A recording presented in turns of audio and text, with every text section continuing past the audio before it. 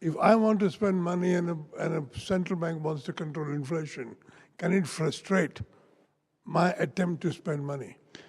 I think Meghnad's asking about programmable money, which is controversial. But what would be your answer?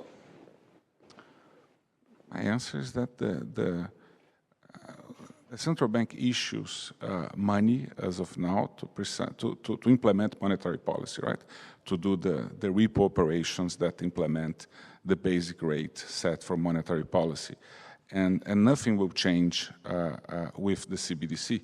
We'll still be issuing the digital real, but only in a new form, and the issuance will be designed to meet the monetary policy goals. Is it possible to frustrate my payment to somebody else because you have the central register, and you may just not do it? Do you mean in practical terms?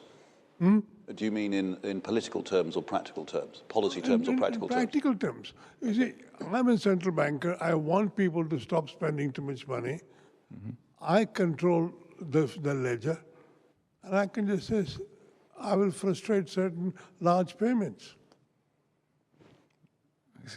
What's to prevent, but then it will take me a lot of time to find out that you have frustrated my payment.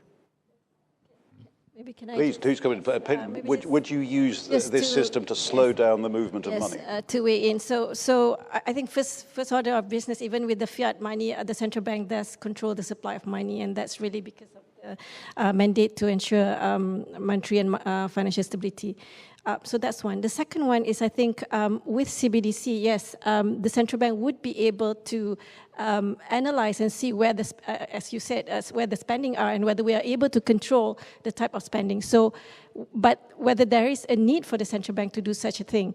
So even now, when the central bank look at lending or financing, we can actually use interest rate to steer where should be the financing of the economy would be, and we can use measures. So that could be one lever. So yes, you're right, in a sense that given the powerful, if there is tracking of where the expenditure is using the CBDC, then it will give that power or the ability for the central bank to assess and analyze and actually probably do measures or policies to frustrate, as you said, that kind of expenditure. But however, I think what's most important is not in that space. What's important is really whether such expenditure create risks in terms of monetary or financial stability.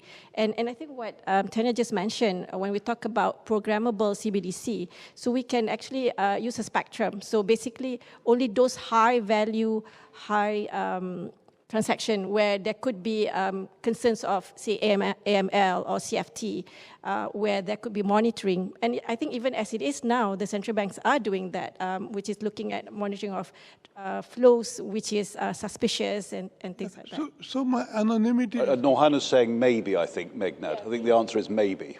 Sorry? Norhana's answer to you is maybe, they might, I think.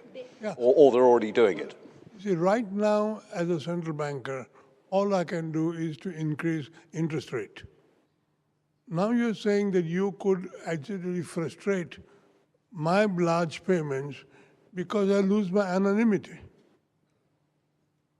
Technology you know what's happening. Yes, technology would give the ability, but whether the central bank would do it, it really depends on Of course they'll do it. Yes. Do I trust central banks? God, no.